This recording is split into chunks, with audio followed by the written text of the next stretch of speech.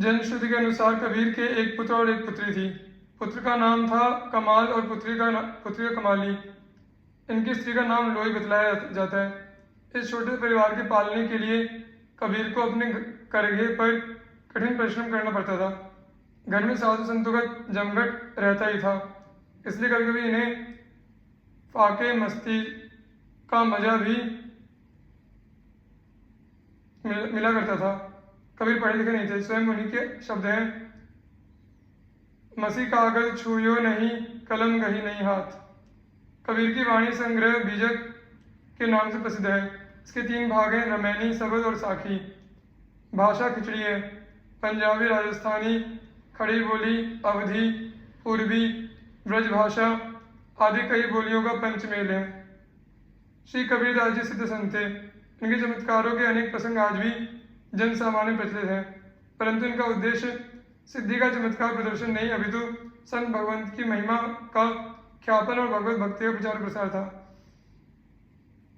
कहते हैं कि एक बार प्रयाग में कुंभ के अवसर पर श्री कबीरदास जी भी वहां गए थे तथा तत्कालीन यवन सुल्तान भी मुसलमान फकीर शेख तकी को लेकर गया हुआ था। एक दिन वह त्रिवेणी के किनारे खड़ा था। श्री कबीरदास जी भी स्नान करने के लिए वहां आए थे। उस समय एक मृत बालक का शव बहता चला आ रहा था। शेख तकी ने सुल्तान को दिखाकर कहा, हुजूर देखिए क्या सुंदर बालक है, दुनिया चल बसा।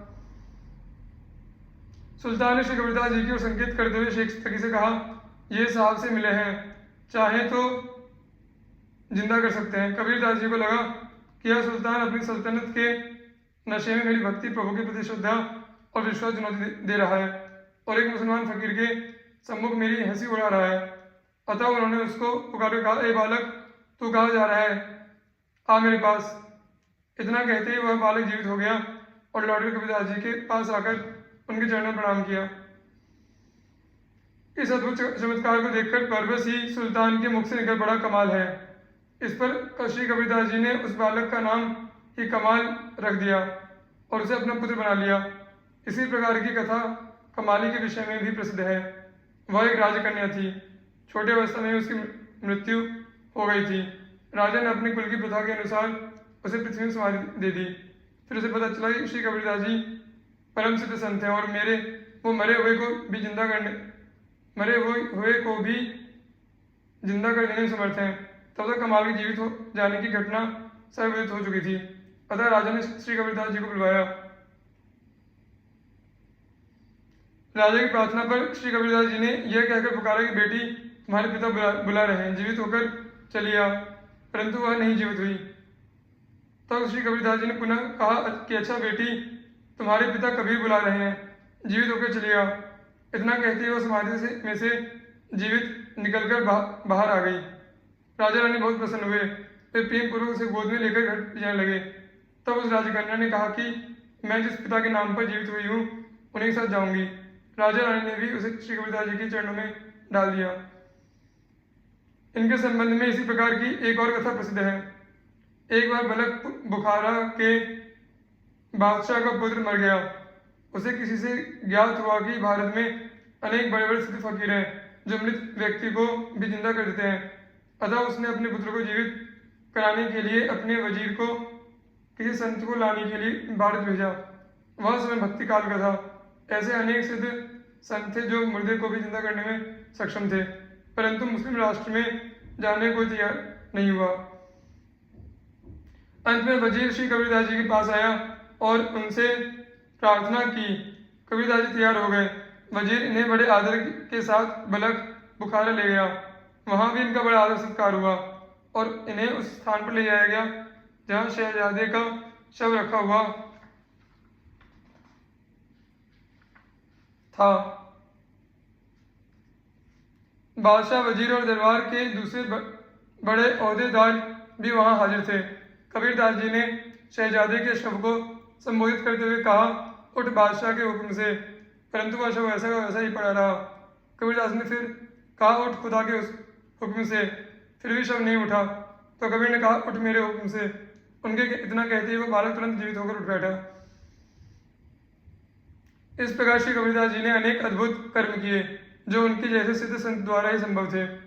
बुढ़ापे में कबीर के लिए काशी में रहना लोगों ने दूभर कर दिया था। यश और कीर्ति की उन पर दृष्टि सी होने लगी। कबीर से तंग आकर मगहर चले आए। 119 वर्ष की अवस्था में मगहर में ही उन्होंने शरीर छोड़ा। संत शिरोमणि कबीर का नाम उनकी सरलता और साधुता के लिए संसार में सदा अमर रहेगा। उनके कुछ साखियों की वानगी लीजिए। ऐसा कोई ना मिला सत्य नाम का मीत, तन मन सौंपे मिरग ज्यों सुन बधिक का गीत। सुख के माथे सिल परे जो नाम हृदय से जाए, बलिहारी व दुख की जो पल पर नाम रटाए। तन थिर मन थिर बचन थिर सुरत निरत थिर होए, कह कबीर इस पलक को कल्प न पावे कोय। माली आवत देख के कलियां करें पुकारी, फूली फूली चुनी लिए काली हमारी बारी। सो तो सुपने मिले जागो तो मन माही, लोचन राता सुधि हरी विश्रुत कबहू नाही। हंसस कंत न पाइया जिन पाया तिन रोए, हाँसी खेले यूं मिले तो कौन दुहागिनी होए। चूड़ी पटको पलंग से चोली लावो आगी, जाकारन यह तन धरा ना सूती गल लागी। सबरग तात रवाब तन बिरह बजावे नित्य, और न कोई सुन सके के साई के चित्त। कबीर प्याला प्रेम का अंतर लिया लगाए, रोम रोम में रमी रहा और अमल क्या खाए। कबीरदास जी से संबंधित कुछ घटनाएं इस प्रकार हैं। श्री रामानंद जी का शिष्य बनने की घटना। श्री कबीरदास जी की बुद्धि अत्यंत गंभीर थी और उनका हृदय प्रेम भक्ति से सर्वथा परिपूर्ण एवं अति सरस था। उन्होंने भक्ति भाव को अपनाकर जाति पाति में विवाद समझकर उसे बिल्कुल त्याग दिया। इसी समय एक दिन आकाशवाणी हुई कि अपने शरीर में तिलक रमाओ, आचार्य श्री रामानंद को अपना गुरु बनाओ, गले में तुलसी माला धारण करो। यह सुनकर कबीरदास ने कहा कि मैं उनसे मंत्र दीक्षा कैसे लूंगा, वे मुझे म्लेच्छ मानकर मेरा मुख भी नहीं देखना चाहेंगे। पुनः आकाशवाणी ने कहा वे गंगा स्नान करने जाते हैं, उस समय मार्ग में अपने को उनके चरणों में डाल देना। नित्य प्रातः काल ब्राह्म मुहूर्त में ध्यान मग्न प्रेमावेश से आप गंगा स्नान करने जाते थे। श्री कबीरदास जी गंगा घाट की सीढ़ी पर लेट गए। यथा समय श्री स्वामी जी पधारे। उनका श्री चरण कबीर जी के सिर पर पड़ गया। सहसा उनके मुख से निकला राम राम कहो। श्री कबीरदास जी ने राम नाम को मंत्र दीक्षा के रूप में ग्रहण कर लिया। इस प्रकार आप श्री स्वामी जी के शिष्य बनकर घर को चले आए। श्री कबीरदास जी ने वही किया जैसा कि आकाशवाणी ने कहा था। अपने शरीर पर रामानंदीय द्वादश तिलक लगाया और गले में तुलसी कंठी पहन ली।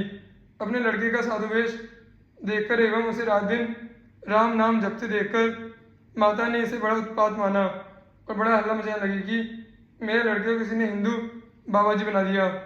धीरे धीरे यह बात श्री रामानंद जी के पास तक पहुंच गई। फिर किसी ने आकर यह बताया कि जब कोई उससे पूछता है कि तुम किसके शिष्य बन गए हो, तब वह आपके नाम लेता है। यह सुनकर श्री स्वामी जी ने आज्ञा दी कि उसे पकड़कर मेरे पास ले आओ। आज्ञा अनुसार लोग कबीरदास जी को बुला लाए। पर्दे के पीछे बैठकर श्री स्वामी जी ने पूछा, हमने तुम्हें कब शिष्य बनाया? तब श्री कबीरदास जी ने गंगा घाट की सब घटना स्मरण कराई और बोले श्री राम नाम ही महामंत्र है। यह बात सभी शास्त्रों में लिखी है, वही प्रदान कर आपने मुझे शिष्य बनाया।